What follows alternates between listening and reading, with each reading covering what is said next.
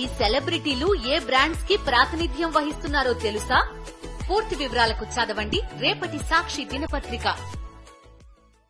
ఇటు Visakha steel plant ప్రైవేటీకరణ వ్యతిరేకిస్తూ కర్నూలులో వామపక్షాల నేతలు ఆందోళన చేపట్టాయి. స్టీల్ ప్లాంట్ ప్రైవేటీకరణ ఆపాలని ఏఐటీయూ, సిఐటియు ఆధ్వర్యంలో నిరసన చేపట్టాయి. విశాఖ ఉక్కు ఫ్యాక్టరీని ప్రైవేటీకరణ చేయాలని చూస్తే ఊరుకునేది లేదని మండిపడ్డాయి. ప్రభుత్వమే పూర్తి సామర్థ్యంతో స్టీల్ ప్లాంట్ను నడపాలని డిమాండ్ చేశారు. చంద్రబాబు, పవన్ కళ్యాణ్ కేంద్రంతో లాలూచి పడుతున్నారంటూ ఆగ్రహం వ్యక్తం చేశారు. విశాఖ ఉక్కు ప్రైవేటీకరణను ఆపాలంటూ సిపిఐ నాయకులు డిమాండ్ చేశారు. పల్నాడు జిల్లా నర్సరావుపేటలో భారీ ర్యాలీ నిర్వహించారు.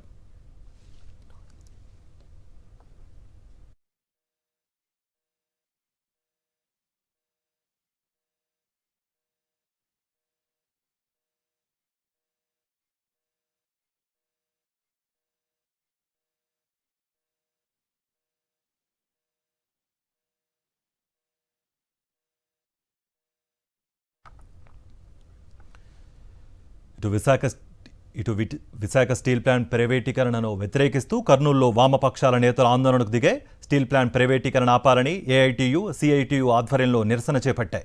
విశాఖ ఉక్కు ఫ్యాక్టరీని ప్రైవేటీకరణ చేయాలని చూస్తే ఊరుకునేది లేదని మండిపడ్డాయి.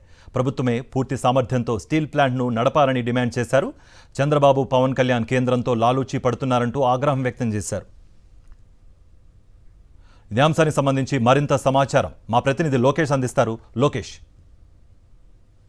విశాఖ స్టీల్ ప్లాంట్ను ప్రైవేటీకరణ చేస్తూ కేంద్రం తీసుకున్న నిర్ణయాన్ని వ్యతిరేకిస్తూ ఈరోజు కమ్యూనిస్టు పార్టీ నాయకులంతా రస్తారోకో నిర్వహించారు. కర్నూలు నగరంలోని రాజీవార్ సెంటర్ దగ్గర యొక్క నిరసన అనేది కొనసాగిస్తున్న పరిస్థితి. మనతో మాట్లాడేందుకు వామపక్షాల నాయకులు ఉన్నారు, వారితో మాట్లాడదాం. ఈరోజు ఎటువంటి డిమాండ్ చేస్తున్నారు, ఎందుకు ఈ నిరసన చేస్తున్నారంట?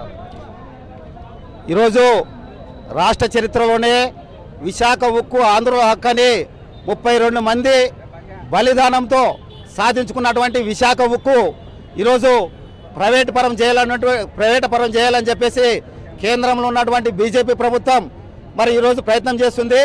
విశాఖ ఉక్కు ఆంధ్రుల హక్కు అని చెప్పేసి ఈ యొక్క విశాఖ ఉక్కు ఫ్యాక్టరీని ఇక్కడే అదేవిధంగా ప్రభుత్వమే దీన్ని నడిపించాలని, దానికి ప్రభుత్వమే సొంత గనులు కేటాయించాలని మేము డిమాండ్ చేస్తున్నాం.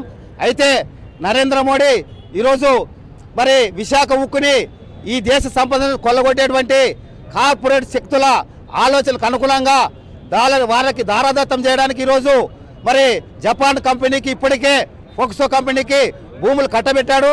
ఇప్పుడు ఆదాని వాళ్ళకి ఈ ఫ్యాక్టరీని కట్టబెట్టాలని చూస్తున్నాడు. దీన్ని యావత్ ప్రజానికం, ఆంధ్ర రాష్ట్ర ప్రజానికం అంతగానో వ్యతిరేకిస్తున్నారు. రోజుకి 21 టన్నులు మాత్రమే ఈరోజు ఉత్పత్తి జరుగుతుంది. ఇప్పుడు మళ్ళా 6 టన్నులకు మాత్రమే పడిపోతున్నటువంటి పరిస్థితి ఉంది. దీనికి కారణము కేంద్ర రాష్ట్ర ప్రభుత్వ విధానాలు. ఎందుకంటే ఈరోజు బొగ్గు కనుక దానికి కేటాయిస్తే దానికి బొగ్గు కోసమే వాళ్ళు కనీసం అంటే 5,950 రూపాయలు చెల్లించాల్సిన పరిస్థితి వస్తుంది. అదే కనుక గనులు కేటాయిస్తే కేవలం 500 రూపాయలతోనే ఆ రకంగా ఒక టన్ను బొగ్గు వాళ్ళకు వచ్చేటువంటి ప్రమాదం ఉంది. కానీ ఆ రకంగా చేయడం లేదు. అట్లాగే అక్కడ స్టీల్ ప్లాంట్ కోసం కావాల్సినటువంటి విద్యుత్ ఏదైతే ఉందో గతంలో వాళ్ళే విద్యుత్ ఉత్పత్తి చేసుకునేవాళ్ళు. కానీ ఈరోజు పక్క నుంచి కొనుక్కోవడం వల్ల 45 కోట్ల రూపాయలు విద్యుత్కు కూడా డబ్బులు చెల్లించాల్సిన పరిస్థితి వస్తుంది. ఈ యొక్క రాష్ట్ర సంబంధించిన నాయకులుగానే మాట్లాడకపోతే పెద్ద ఎత్తున ఆందోళన చేయడానికి కూడా తాము వెనుకాడమంటూ కమ్యూనిస్టు నాయకులు హెచ్చరిస్తున్న పరిస్థితి కనపడుతుంది.